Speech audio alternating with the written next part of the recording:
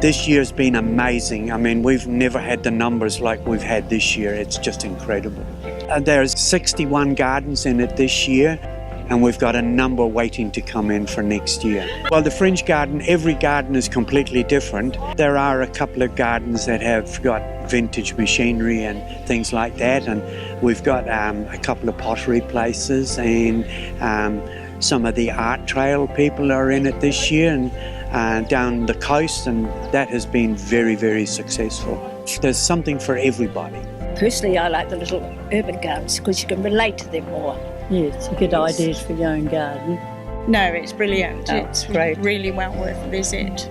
Yeah. Thoroughly enjoying it. Yeah. I found it really wonderful, nice, friendly people, beautiful gardens, and I would come back again. Magnificent, beautiful. It's spiritually uplifting. That's how you feel when you're amongst the plants and all that. Love it, yeah. It's a lot more organised and has grown a lot since I was last here. So I say, come and have a good time. We are.